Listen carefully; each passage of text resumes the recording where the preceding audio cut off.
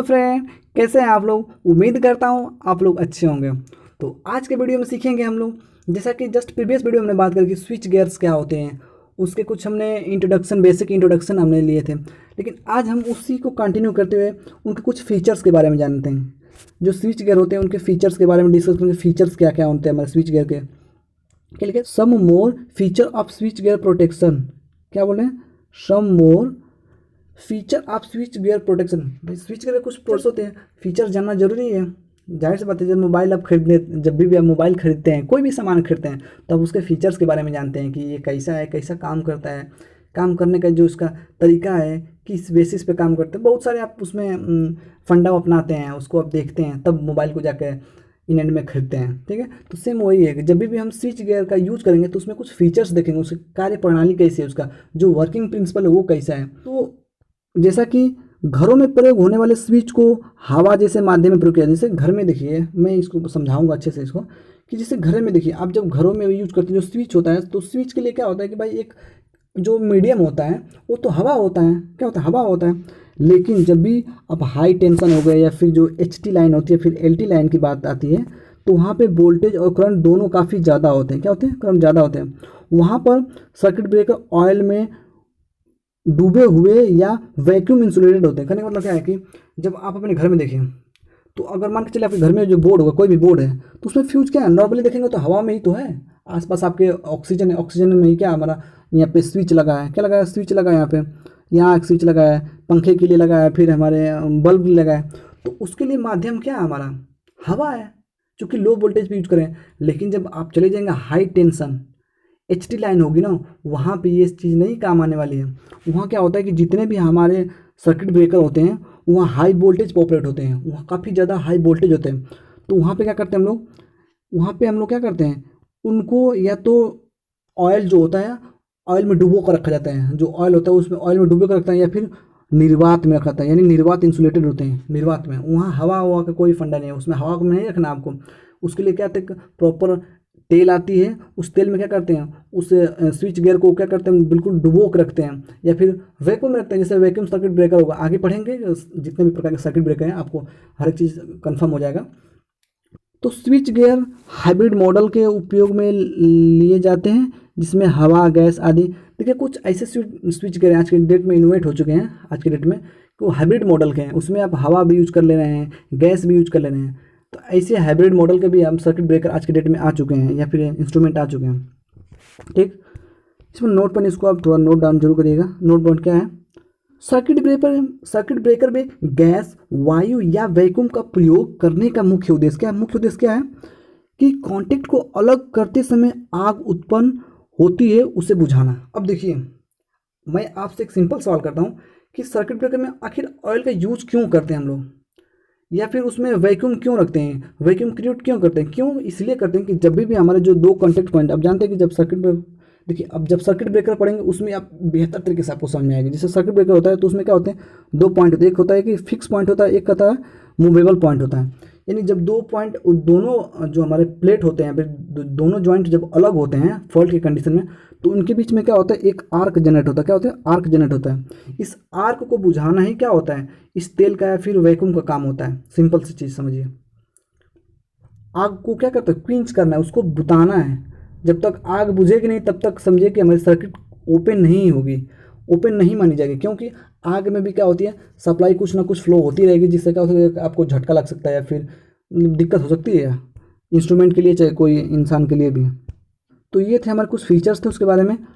अब देखिए बात करते हैं इनके पर्पज़ क्या हैं, सर्किट ब्रेकर यूज करने के क्या पर्पज़ हैं।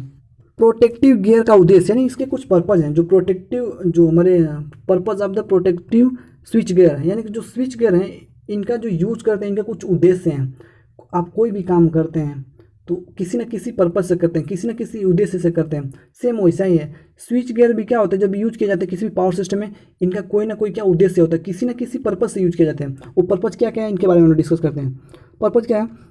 स्विच गियर का पावर सिस्टम में मुख्य उद्देश्य इलेक्ट्रिकल इंस्ट्रूमेंट को सुरक्षा प्रदान करना। क्या करना होता है? सुरक्षा प्रदान करना, और उन्हें क्लोज करना हो या ओपन करना हो, या फिर रेगुलेट करना हो, या फिर उस सिस्टम को कंट्रोल करना हो। तो इसके पर्पज से क्या करते हैं हम लोग, स्विच गियर का यूज करते हैं। क्या करते हैं? स्विच गियर का यूज करते हैं। एंड सेकंड क्या है, स्विच गियर सामान्य कंडीशन में मैनुअल रूप से भी ऑपरेट होता है और फॉल्ट के कंडीशन में क्या होता है, ऑटोमेटिक ट्रिप कर जाता है। जैसे आप देखिए फ्यूज क्या होता है, उसको मैनुअली हम लोग मैनुअली उसको जो भी उसमें वायर लगाना होता है हाथों से लगाते हैं, फिर उसको क्या करते हैं, जो दो जॉइंट्स होता है उसमें क्या करते हैं, जो उसका जो फ्यूज का जो होल्डर होता है उसमें हम लोग लगा देते हैं। तो आप देखिए उसको हम लोग मैनुअली कर रहे हैं, हाथ से कर रहे हैं। लेकिन जब भी फॉल्ट आता है तो ऐसा नहीं है कि आप फिर दोबारा उसको जाके फ्यूज को बोलेंगे कि भाई साहब आ गई है शॉर्ट सर्किट, उड़ जाओ। तो ऐसा नहीं है, वो बिना बताए ऑटोमेटिक क्या होता है, फ्यूज हमारे क्या हो जाते हैं, ऑपरेट हो जाता है शॉर्ट सर्किट कंडीशन में, और क्या करते हैं, सर्किट को ओपन कर देता है। ठीक, तो ये मैनुअली ऑपरेट होता है और ऑटोमेटिक भी ऑपरेट होता है। ठीक, नेक्स्ट अगला पॉइंट क्या हमारा, अगला पॉइंट ये है, पावर सिस्टम में प्रोटेक्टिव गियर अनहेल्दी पार्ट्स को हेल्दी पार्ट से अलग करता है। देखिए इसमें क्या होता है कि जो हम प्रोटेक्टिव गियर का यूज़ करते हैं ना, जो क्या करता है कि कोई हेल्दी पार्ट से ना उसको अनहेल्दी पार्ट से अलग करता है। जैसे कि मान के चलिए अगर यहाँ फॉल्ट आ गई है, मान के चलिए यहाँ फॉल्ट आ गई है और यहाँ ट्रांसफार्मर है, तो ट्रांसफार्मर चूँकि अच्छा है, ये क्या है, यहाँ फॉल्ट है, तो इसको ये अनहेल्दी पार्ट्स हो गया। अनहेल्दी पार्ट्स को क्या करता है, बीच में अगर कोई मान के चलिए लगाए प्रोटेक्टिव इंस्ट्रूमेंट लगाए, उसको अलग कर देगा। क्या करता है, बीच से अलग करने का मतलब क्या है कि सर्किट को ओपन कर देगा। जब सर्किट को ओपन कर देगा क्या होगा, ट्रांसफार्मर में उस फॉल्ट की वजह से कोई भी प्रभाव नहीं पड़ेगा, ट्रांसफार्मर सेफली बच जाता है। क्या, तो सेफली बच जाता है। तो ये होता है अनहेल्दी पार्ट्स को हेल्दी पार्ट से अलग करना। किसका काम होता है, प्रोटेक्टिव गियर का काम होता है। और इससे कुछ क्या होते हैं, हमारे अभिलक्षण भी हैं हमारे स्विच गियर के। अभिलक्षण के बारे में जान लेते हैं, अभिलक्षण क्या क्या है, अभिलक्षण क्या क्या है उसके बारे में हम लोग थोड़ा जान लेते हैं। जब सिस्टम में शॉर्ट सर्किट उत्पन्न होता है तो स्विच गियर अनहेल्दी सेक्शन को हेल्दी सेक्शन क्या कर अलग कर देता है, जैसा कि मैंने अभी बताया हमने आपको। ठीक, एंड नेक्स्ट क्या है हमारा, स्विच गियर को शॉर्ट पीरियड के लिए नॉर्मल करंट ले जाने के लिए संभव यानी सक्षम हो। कहने का मतलब क्या कि अगर मान के चलिए कि कभी भी सिस्टम में शॉर्ट सर्किट आ गई तो एक नॉर्मल करंट, ज़्यादा नहीं, एक नॉर्मल करंट क्या हो, सर्किट से फ्लो हो, ज़्यादा नहीं, नॉर्मल करंट। लेकिन क्या है, जब भी सिस्टम में फॉल्ट उत्पन्न हो तो स्विच गियर को जल्दी ऑपरेट होना चाहिए। अब देखिए, अब ऐसा नहीं है कि आपने सर्किट ब्रेकर लगा दिया, उधर फॉल्ट आ गया, आपका सर्किट ब्रेकर उड़ा ही नहीं, आपका जो प्रोटेक्टिव गियर है वो तो ऑपरेट ही नहीं हुआ, तो क्या लगाने का फ़ायदा है। आप ऐसा लगाइए कि जल्दी से क्या हो जाए, शॉर्ट सर्किट के पीरियड में क्या हो जाए, तुरंत ऑपरेट हो जाए और आपके इंस्ट्रूमेंट को क्या करते हैं, सुरक्षा प्रदान करें, उससे बचा दें। ठीक है, उससे बचा दें। अगला क्या है हमारा, जस्ट स्विच गियर में मैनुअल कंट्रोल का प्रावधान होना चाहिए। देखिए स्विच गियर जो होते हैं, आप उसको ऐसा डिजाइन करिए, फिर ऐसा स्विच गियर लगाइए कि आप उसको अपने हाथ से भी उसमें किसी भी प्रकार का कोई ऑपरेशन करना चाहते हैं तो आप कर सकते हैं। ये भी होना चाहिए, उसमें सुविधा होनी चाहिए। एंड सेकंड चीज़ क्या है कि स्विच गियर सरल साधारण अच्छी डिजाइन करो। अब ऐसा नहीं है कि स्विच गियर ऐसा बना दीजिए कि बिल्कुल भद्दा लगे देखने में। स्विच गियर का डिजाइन ऐसा करिए कि देखने में भी अच्छा लगे और जो उसका कार्य करने की जो प्रणाली है वो तो बेहतर हो ही हो। अब इसमें नोट पॉइंट है, आप इसको ज़रूर नोट डाउन करिएगा। नोट क्या है, नोट ये कि घरेलू इलेक्ट्रिकल उपकरण में हम लोग क्या करते हैं यूज, बताइए। जो घर में आप देखते हैं तो आप स्विच का तो यूज करते हैं। अब वहाँ तो नहीं है कि सर्किट ब्रेकर का यूज़ करते हैं या फिर आइसोलेटर का यूज़ करते हैं। घर में तो ये चीज़ें नहीं यूज होती हैं। घर में तो नॉर्मल स्विच का यूज किया जाता है, एमसीबी का यूज किया जाता है। अब घरेलू वायर में क्या करते हैं हम लोग, घरेलू जो वायर्स होते हैं एमसीबी का यूज करते हैं। ठीक है, एमसीबी का। जबकि जो हमारे ट्रांसमिशन लाइन की वायर होती है वहाँ देखेंगे तो किसका यूज करते हैं हम लोग, आइसोलेटर का यूज करते हैं। उसमें आइसोलेटर लगा कर रखते हैं, फिर हमारे सर्किट ब्रेकर लगाते हैं उसमें, वहाँ एमसीबी काम नहीं करने वाली है।